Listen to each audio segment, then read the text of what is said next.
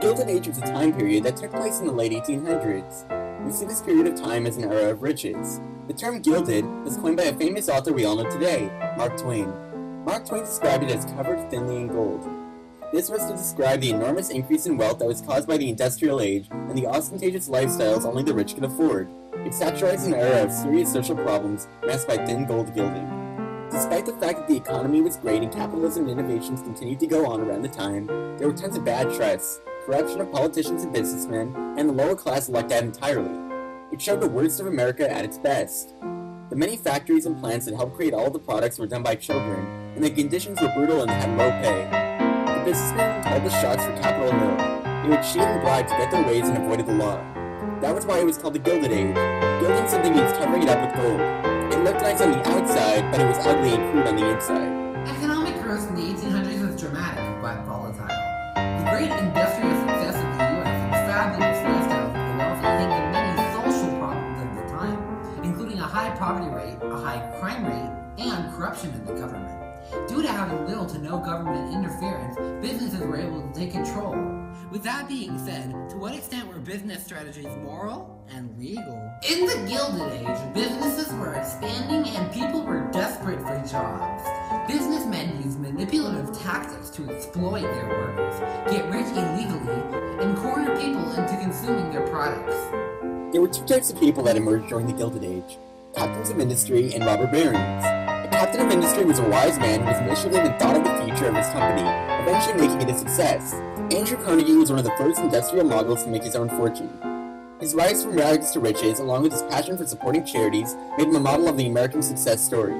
Andrew Carnegie was born on November 25, 1835, in Dunfermline, Fife, Scotland. Although he had little formal education, Carnegie grew up in a family that believed in the importance of books and learning. The son of a handloom weaver, Carnegie grew up to become one of the wealthiest businessmen in America. At the age of 13 in 1848, Carnegie came to the United States with his family. They settled in Allegheny, Pennsylvania, and Carnegie went to work in a factory, earning $1.20 a week. He then took a job at the Pennsylvania Railroad in 1853. He worked as an assistant and telegrapher to Thomas Scott, one of the railroad's top officials. Through this experience, he learned about the railroad industry and about business in general. While working for the railroad, Carnegie began making investments. He made many wise choices and found that his investments, especially those in oil, brought in substantial returns. He left the railroad in 1865 to focus on other business interests, including the Keystone Bridge Company. By the next decade, most of Carnegie's time was dedicated to the steel industry.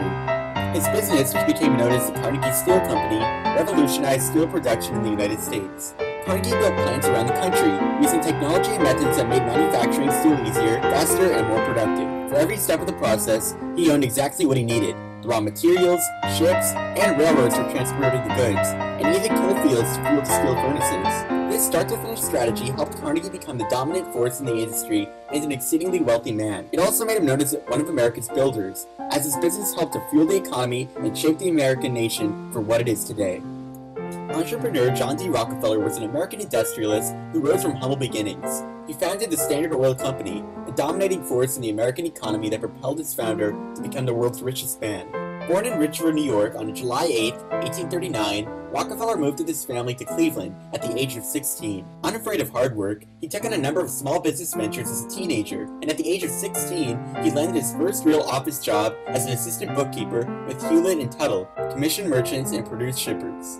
By the age of 20, Rockefeller, who thrived at his job, ventured out on his own with another business partner, working as commission merchants in hay, meats, grain, and other goods. At the close of the company's first year of business, it had grossed $450,000. Rockefeller sensed an opportunity in the oil business by the early 1860s, and in 1863, he opened his first refinery just outside Cleveland. Less than a decade later, Rockefeller had near total control of the region's refineries. When the oil business moved east to Pennsylvania, Rockefeller followed it. By the early 1800s, he dominated the oil business throughout the country, and his company had a net worth of $55 million.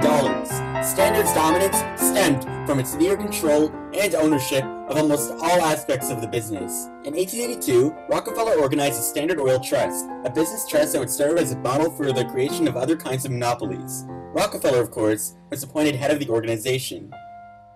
Rockefeller passed away on May 23, 1937 in Ormond Beach, Florida. His legacy, however, lives on. Rockefeller is considered one of America's leading businessmen, and is credited for helping to shape the nation into what it is today. Carnegie's success was due in part to management practices that he initiated and that soon became widespread. First, he continually searched for ways to make better products more cheaply. He incorporated new machinery and techniques, such as accounting systems that enabled him to track precise costs. Second, he attracted talented people by offering them stock in the company, and he encouraged competition among his assistants. In addition to improving his own manufacturing operations, Carnegie attempted to control as much of the steel industry as he could. He did this mainly by vertical integration, a process in which he bought out his suppliers, coal fields and iron mines, ore freighters and railroad lines, in order to control the raw materials and transportation systems. Carnegie also attempted to buy out competing steel producers. In this process, known as horizontal integration, companies producing similar products merged. Having gained control over its suppliers and having limited its competition, Carnegie controlled almost the entire steel industry. By the time his business sold in 1901, Carnegie's companies produced by far the largest portion of the nation's steel. Corporations such as the Standard Oil Company, established by John D. Rockefeller, took a different approach to the mergers. They joined with competing companies in trust agreements. Participants in a trust turned their stock over to a group of trustees, people who ran the separate companies as one large corporation. In return, the companies were entitled to dividends on profits earned by the trust. Trusts were not legal mergers, however.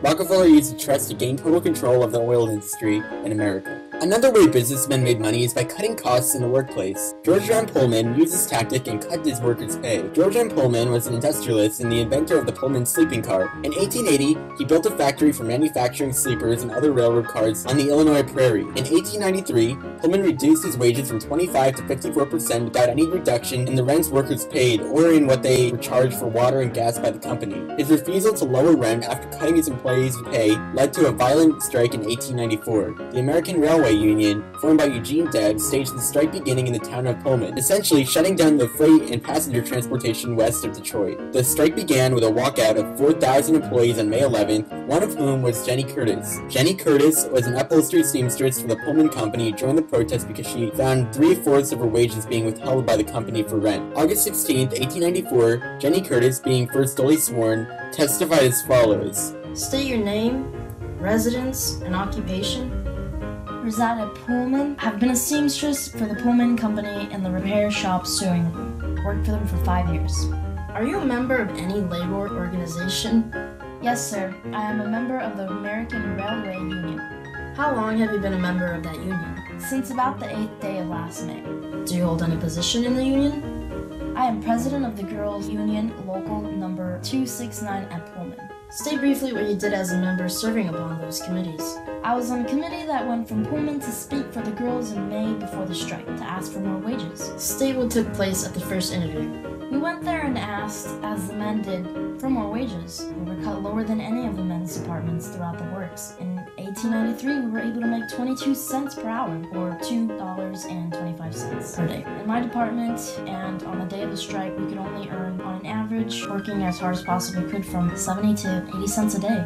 Can you give us how the wages changed from month to month? Whenever the men were cut in their wages, the girls also received a cut. We were cut twice inside the week of November 1893, and in January our wages were cut again. That was the last cut we received, and we worked as hard as we possibly could, and doing all we could. The most experienced of us could only make 80 cents per day, and the great many of girls could only average 40 to 50 cents a day. Legacy. These businessmen were the people who built America. They took over not only for the money, but to stabilize the U.S. economy. They expanded on the national market by creating railroads. This caused an opening for jobs. The workers then became consumers. This sparked up the invitation to new talented entrepreneurs. The act opened up the market for goods, growing as the U.S. population increased. The government then started helping out on all levels to stimulate economic growth. Not all of these businessmen had good intentions.